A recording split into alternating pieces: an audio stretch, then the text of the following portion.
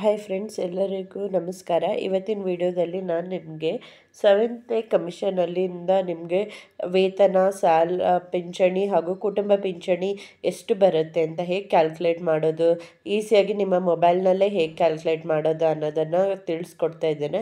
So ಕಂಪ್ಲೀಟಾಗಿ ಈ ವಿಡಿಯೋವನ್ನು ನೋಡಿ ಮತ್ತು ಒಂದು ಸ್ಟೆಪ್ ಮಿಸ್ ಮಾಡದೆ ನೋಡಿ, ಹಾಗೂ ಹೇಗೆ ಮೊಬೈಲಲ್ಲೇ ನಿಮಗೆ ಈಸಿಯಾಗಿ ಕ್ಯಾಲ್ಕುಲೇಟ್ ಮಾಡ್ಬೋದು ಅನ್ನೋದನ್ನು ತಿಳಿಸ್ಕೊಡ್ತಿದ್ದೀನಿ. ಹಾಗೂ ಈ ವೆಬ್ಸೈಟ್ ಗೌರ್ಮೆಂಟ್ ರಿಲೀಸ್ ಮಾಡಿರೋ ವೆಬ್ಸೈಟು, ಹಾಗಾಗಿ ಇದರಲ್ಲಿ ಏನು ಇನ್ಫಾರ್ಮೇಷನ್ ಬರುತ್ತೋ ಅದು ವ್ಯಾಲಿಡ್ ಆಗಿರುತ್ತೆ.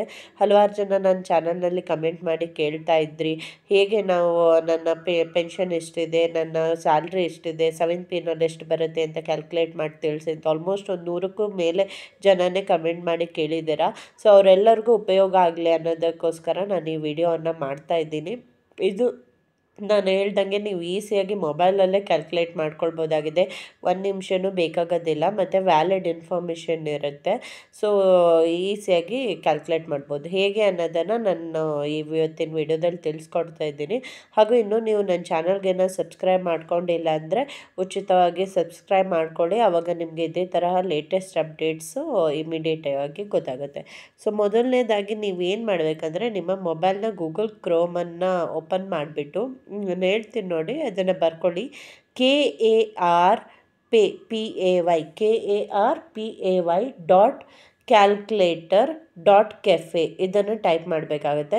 ಸೊ KARPAY.calculator.cafe ಇದನ್ನು ಟೈಪ್ ಮಾಡಿದ ತಕ್ಷಣ ನಿಮಗೆ ಈ ವೆಬ್ಸೈಟ್ ಓಪನ್ ಆಗುತ್ತೆ. ನಾನು ಡಿಸ್ಕ್ರಿಪ್ಷನಲ್ಲಿ ಕೂಡ ಹಾಕಿರ್ತೀನಿ ಅದನ್ನು, ವೆಬ್ಸೈಟಿದ ಅಡ್ರೆಸ್ಸನ್ನು. ಸೊ ಅದನ್ನು ಕ್ಲಿಕ್ ಮಾಡ್ಕೊಳ್ಬೋದು. ಅಥವಾ ನಾನು ಹೇಳ್ದಂಗೆ ಮೊಬೈಲಲ್ಲಿ ಜಸ್ಟ್ KARPAY.calculator ಅಂತ ಹಾಕಿದ ತಕ್ಷಣ ನಿಮಗೆ ಈ ವೆಬ್ಸೈಟ್ ಓಪನ್ ಆಗುತ್ತೆ.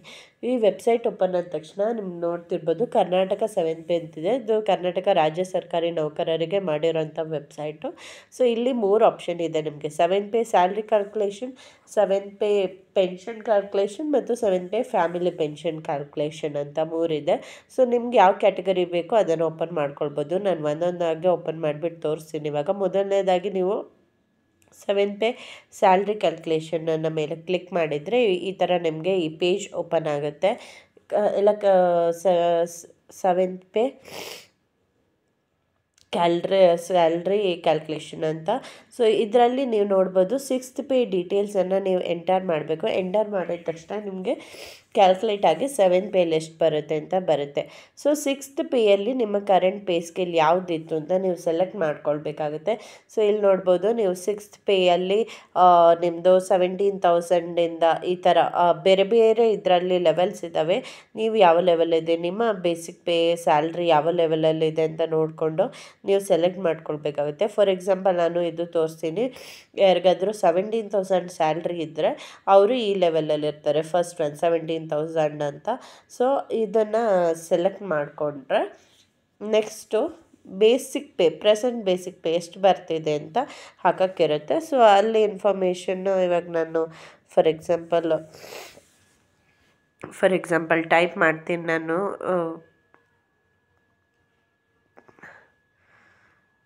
17,000 ಅಂತ ಟೈಪ್ ಮಾಡಿದೆ. ಸೊ ಅದು ಕೇಳುತ್ತೆ. ಆಮೇಲೆ ನೆಕ್ಸ್ಟು ನೀವು ನಿಮ್ಮದು ಎಂಪ್ಲಾಯಿ ಗ್ರೂಪು, ನೌಕರ ವರ್ಗ ABC ಯಾವ ಗ್ರೂಪಲ್ಲಿ ಇರ್ತೀರೋ ನೀವು ಅದನ್ನು ಟೈಪ್ ಮಾಡಬೇಕಾಗುತ್ತೆ. ಮತ್ತು HRA ಮನೆ ಬಾಡಿಗೆ ಭತ್ಯೆ, ನೀವು ಯಾವ ಅಂದರೆ ನಿಮ್ಗೆ ಗೊತ್ತಿದೆ ಅಲ್ವಾ, ಸಿಟೀಸಲ್ಲಿ ABC ಆ ಥರ ಬೇರೆ ಬೇರೆ ಸಿಟೀಸ್ ಇರುತ್ತೆ. ಸೊ ನಿಮ್ದು ಯಾವುದು ಅಂತ ಹೇಳಿಬಿಟ್ಟು ಸೆಲೆಕ್ಟ್ ಮಾಡ್ಕೊಳ್ಬೇಕಾಗುತ್ತೆ. ಯಾವ ಸಿಟಿಯಲ್ಲಿ ಅಥವಾ ಯಾವುದು ನಿಮಗೆ ಅಪ್ಲೈ ಆಗುತ್ತೋ ಅದನ್ನು ಸೆಲೆಕ್ಟ್ ಮಾಡ್ಕೊಳ್ಬೇಕಾಗುತ್ತೆ. ಸೆಲೆಕ್ಟ್ ಮಾಡಿಕೊಂಡು ಸಬ್ಮಿಟ್ ಅಂತ ಈ ಥರ ಕ್ಲಿಕ್ ಮಾಡಬೇಕು.